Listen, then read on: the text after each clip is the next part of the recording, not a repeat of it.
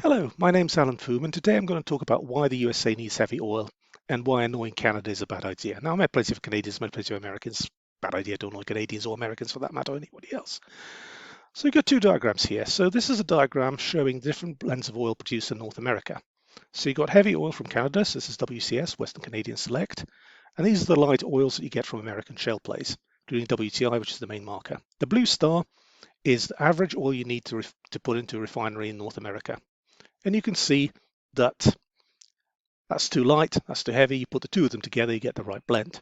So America needs heavy oil. And where does it get it from? Well, mostly from Canada. There's a bit from Venezuela, but not anymore. Quite a bit from Mexico and a few other countries. So we'll talk a little bit about what's there and what's going on. Now, we've had a change in administration. So Trump has become president and he's gone on threatening people with tariffs or to basically obtain geopolitical leverage.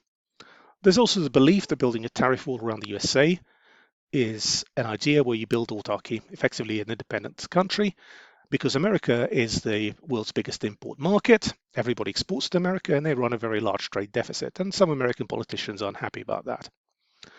Amongst the products that are being threatened with tariffs are non-US oil imports, including crude from Canada, Mexico, and other places. And there's some politicians in America that believe that US now has oil independence due to the growth of shale oil. That's not quite the case because USA is still a net importer, bringing in heavier crudes which you need to refine in petroleum products, such as diesel, kerosene, refined fuel oil. And the US exports a surplus of its light oil to world markets which benefit everybody. So this is what's been happening in the USA since the year 2000. So the top line, the blue bars, are production. And what you can see from about 2010, big takeoff due to shale oil. Marvelous achievement by American geologists, American engineers, American drillers, working to produce a real growth in prosperity for the United States, and frankly the rest of the world too. The bottom, you have US consumption. Now it's gone down a little bit since the global financial crisis, kind of plateaued off, bit of a fall off after COVID, bit of a recovery. And the yellow line here is the difference between the two, net imports. So you can see there were absolutely massive till about 2007. When shale oil took off, the gap started closing, and now it's effectively disappeared. So looking at data from the EIA, Energy Information Administration, American energy data source, they imported just over 6 million barrels of oil per day in terms of imports, exported 3.4 million, and average net imports were about 2.9 million. I know the figures don't quite entirely add up because these were averages. So you can see there's still a significant amount of trade. If you look at gravity, API gravity, which is what the density of oil is measured in, and this is the formula where API equals 141.5 divided by the specific gravity minus 131.5, where water has an API gravity of 10 and oil is lighter than water. So two oil examples here. Here's a light crude from North Texas, looks a bit like Chardonnay. There's a heavy crude here, looks a bit like a Malbec, and drinking crude oil is a very bad idea, so please don't do that at home. And some examples of crude. So anything less than 14 APIs is super heavy, anything 14 to 24 is a heavy, anything 24 to 34 is a medium, 34 to 44 is a light, anything greater than 44 is a super light. And most of the American oils are within this bracket here. So if you look at North American benchmark crudes, so we got API gravity here on the y-axis and sulfur percentage on the x-axis. Now, WTI, which is the main marker that's traded, so when you see US oil prices quoted, that's what they quote, WTI, is this yellow circle here. And the circles are proportional to the volume of oil produced on a barrel per day basis. And this here is Western Canadian Select from Canada heavy oil. And you put the two of them together, and this is the input to refineries. When you look at inputs to refineries, so these are again different market crudes, including Maya crude from Mexico, and some crudes from the Gulf of Mexico. And the blue dots are average refinery inputs. So what's been happening is it's now gone up a little lighter than it had been, a little less sulfur to reflect American crudes. And what you do with the crude is you produce products. So you produce gasoline for cars, kerosene for jet fuel, distillate diesel for heavy vehicles, ships, trains, residual fuel oil for heavier products, natural gas liquids, which is light fraction, which mainly goes to petrochemicals. I've got a video on light natural gas liquids on my channel. And portions of each product are somewhat country dependent. But I'll show you the American ones in a minute. But you need medium grade oil to produce all of the above. So you need something which is here. And the only one that really fits the bill is actually Urals crude from Russia, but obviously because of political situations, that might be a tad difficult to get into the USA. Most of it's going to China and India. So if you look at US petroleum products, this is the average for 2024. So the blue circle here is gasoline. So that's this fraction here from a refinery. This is kerosene or jet fuel. This is distillate, which is diesel. This is residual fuel oil, the heavy stuff. Then you've got propane and propylene, and then you've got all the other products, which are paraffins, waxes, etc., which are used for many other uses within the industrial system.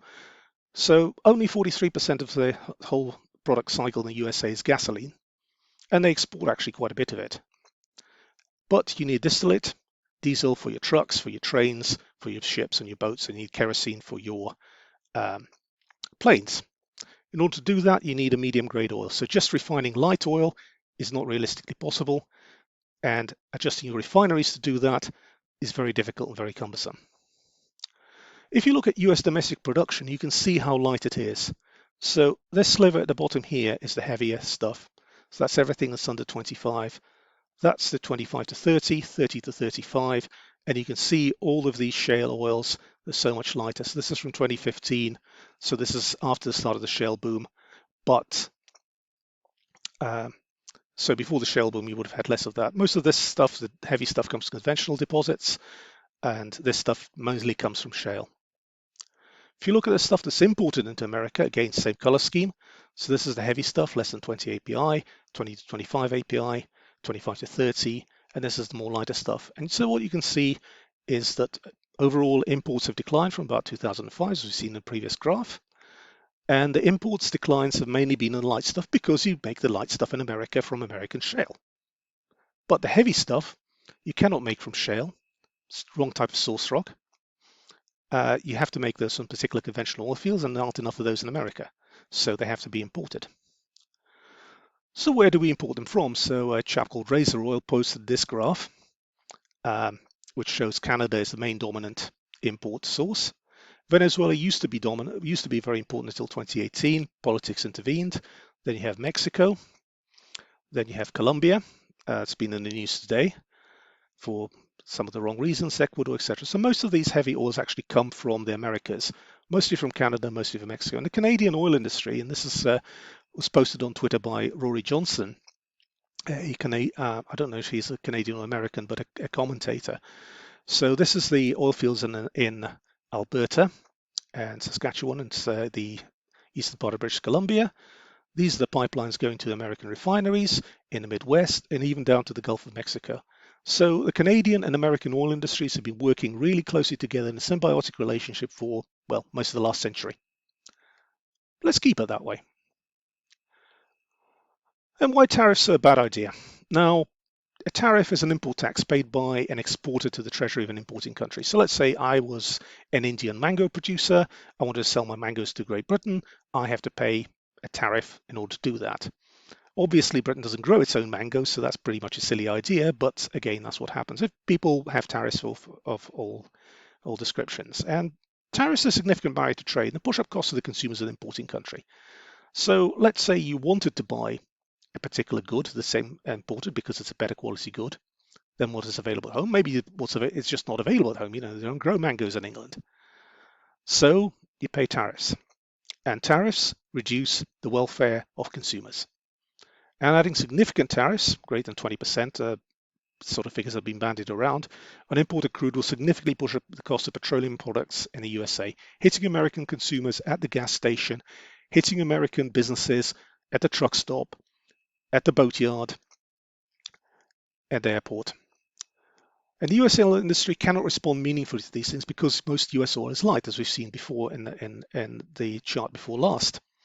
US imports heavy oil to meet its refining needs, and there's limited domestic sources. I think there's a few fields in California, I think there's one or two in Texas, but there's not many of them. And they can't meet the demand from domestic situations. And also capricious tariffs tend to erode trust amongst American allies. And a lot of people outside America tend to be a bit upset about it. And tariffs are lose-lose. So these two gentlemen, Smoot and Hawley, did something called the Smoot-Hawley Tariff Act in the 1930s, really exacerbated the Great Depression. So these are American tariffs, average tariffs on Wikipedia. So Great Depression, boing, everybody gets poorer. Tariffs are significantly reduced, less than 5% on average now. Some things are completely tariff-free, giving a better deal to consumers around the world. So, to sum up, I believe that tariffs are mostly a bad idea. You've probably gathered that by now. I'm a fan of this guy, Adam Smith, possibly the greatest Scotsman in the world. You know, that can be disputed, etc. But 18th century economist, father of free trade, because free trade wins and creates benefits to residents of the country, the consumers. Some inefficient local producers may suffer because of concerns about unfair competitions, but efficient consumers gain export markets, and countries will specialize in what they're best at. And tariffs on goods that you cannot produce yourself are a particularly bad move. I'll talk a little bit about mangoes. Okay, that might be a bit silly, but heavy oil is a bit more perhaps important than mangoes, because without it, you cannot even harvest the mangoes or ship the mangoes. And the US cannot produce enough heavy oil to meet refining needs from its own sources. Can't be done. Geological reasons, engineering reasons. It's very unlikely to change in the foreseeable future. Even if someone starts exploring for heavy oil, trying to develop heavy oil, that's going to take years, potentially over 10 years. Can't be done instantly. And everybody loses from tariffs on imported oil. Tariffs are a bad thing, I feel. I'm a fan of Adam Smith, so thank you very much. Please like, please subscribe, and I'll see you on the next one.